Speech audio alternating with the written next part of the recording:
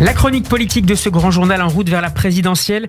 Tous les après-midi, un éditorialiste vient nous raconter les coulisses de la campagne. J'ai le plaisir d'accueillir en ce mardi David Revaud-Dallon. Bonjour David. Bonjour Steve. Vous êtes le chef du service politique du journal du dimanche. Vous vous intéressez cette semaine à la guerre des droites après un week-end très politique avec l'investiture de Valérie Pécresse au Congrès des Républicains, suivi du premier meeting de campagne d'Éric Zemmour. Commençons David avec les LR. On s'avance vers une guerre Pécresse-Ciotti sur la définition de la ligne politique. Oui, alors on a vu que hier, Valérie Pécresse avait consacré son premier déplacement de candidate investie à Éric Ciotti, justement, puisqu'elle est allée à Nice et à Saint-Martin-Vésubie, village bien connu, village natal d'Éric Ciotti, village bien connu pour ses justes qui ont aidé des Juifs pendant la guerre, et puis aussi pour le drame qui avait eu lieu il y a quelques années, ces inondations meurtrières.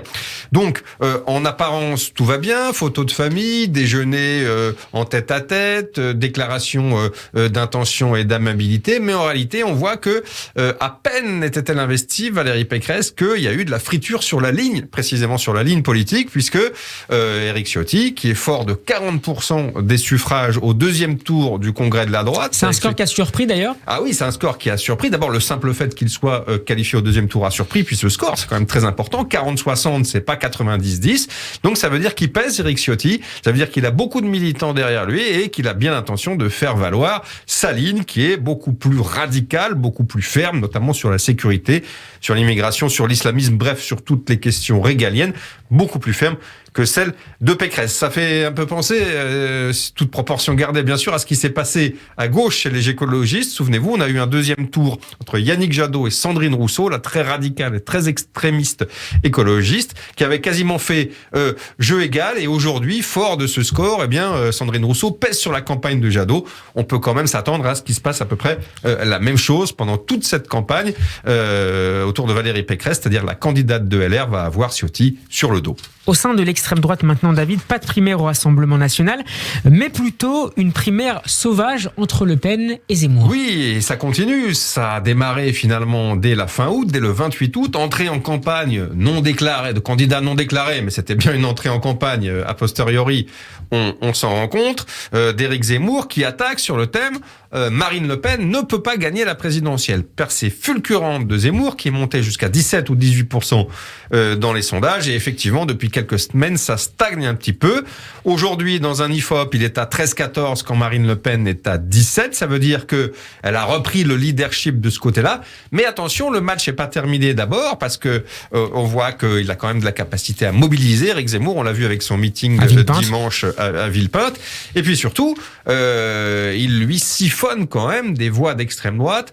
Il abaisse son score de premier tour et donc ça fait baisser le ticket général. Ça veut dire qu'une Pécresse qui, dans le même sondage que j'évoquais, le sondage IFOP pour le Figaro d'aujourd'hui, est à 17%. Ça veut dire que elles sont à touche-touche, Le Pen et Pécresse, et ça veut bien dire que il va y avoir aussi une baisse du ticket d'entrée qui est un défi pour Marine Le Pen. On a dit un mot tout à l'heure d'Éric Ciotti. David, comment se positionne Valérie Pécresse par rapport cette fois à Éric Zemmour et à son électorat potentiel ? Très compliqué, parce qu'Éric Zemmour, il se chasse à la fois sur les terres de l'extrême droite traditionnelle, celle de Jean-Marie Le Pen, on va dire, mais aussi sur la droite classique, qui se revendique du RPR à l'ancienne.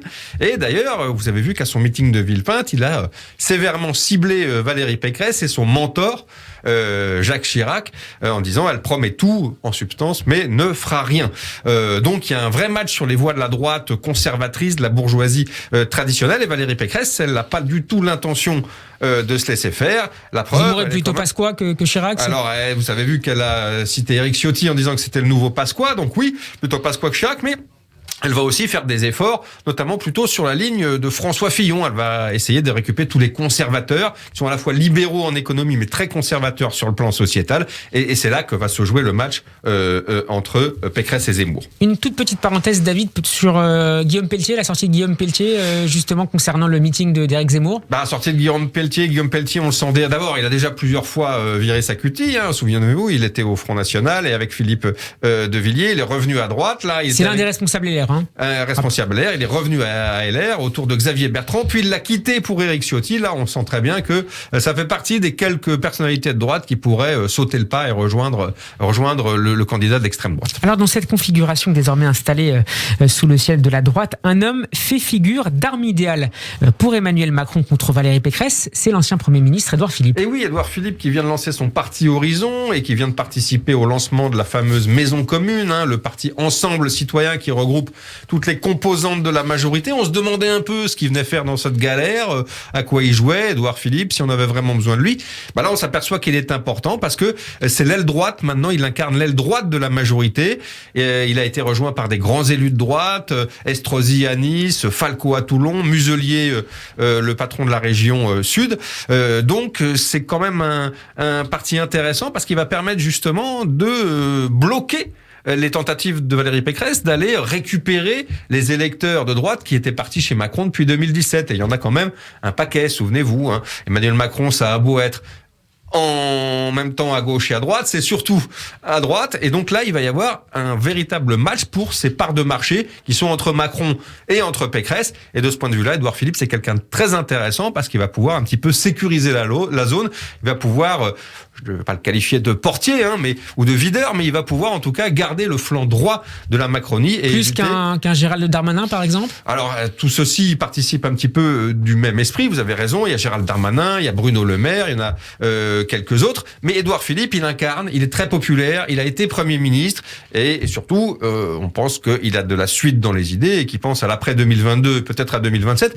Donc, c'est quelqu'un d'intéressant et la nomination de Valérie Pécresse lui donne finalement une place éminente maintenant dans le dispositif. En conclusion, David, est-ce qu'on peut dire que la présidentielle se jouera inévitablement à droite cette année ? Quand vous regardez les sondages, c'est assez ahurissant. Vous avez moins de 25% pour la gauche, tout confondu, tout parti confondu, Mélenchon, Hidalgo, Montebourg, Roussel, j'en passe, c'est des meilleurs. C'est historiquement faible. Vous avez plus de 30% aujourd'hui pour l'extrême droite. Quand vous ajoutez Le Pen, Zemmour, Dupont-Aignan, vous avez donc aujourd'hui dans l'IFOP du Figaro 17% pour la droite. Et comme je le disais, dans Macron, il y a de la droite, mais il y a aussi de la gauche. Donc ça fait un pays qui penche très très très sérieusement à droite. Et c'est ce qui explique que finalement, ce qu'on vient de se dire, c'est qu'à droite, c'est la guerre de tous contre tous. Tous les courants, tous les candidats sont les uns contre les autres. C'est bien que le pactole électoral est de ce côté-ci en 2022 de l'échiquier politique. Est-ce que ces divisions pourraient finalement profiter à la gauche en cas d'union entre les différentes candidatures ? Je ne crois pas. D'abord parce que d'union, on ne voit pas du tout le point d'accroche. On voit que c'est un combat de nains, cette division à gauche. Ils sont beaucoup, mais ils sont chacun assis sur 2, 3, 4, 5, 9% au maximum pour Jean-Luc Mélenchon. Donc ça fait pas lourd. Et curieusement, même si ça fait pas lourd et même si l'union et l'unité seraient la seule solution finalement pour réussir à passer le score du premier tour qui semble aujourd'hui totalement hors d'atteinte, personne ne le veut, personne ne s'y résout, personne n'est disposé à se mettre derrière les autres. Donc ça veut bien dire que c'est mal parti. Je maintiens mon pari, Steve. Vous me taperez sur les doigts au mois d'avril prochain si je me suis trompé. Mais évidemment, oui, la présidentielle, elle se joue à droite et rien qu'à droite. Merci beaucoup, David Revaud-Dallon. En route vers la présidentielle, c'est à retrouver en podcast sur radioj.fr. Je note le pari pour le mois d'avril prochain, pour le premier tour de la présidentielle. Nous serons demain en attendant avec Alexis Lacroix d'Actualité Juive. À mardi prochain, David. À mardi.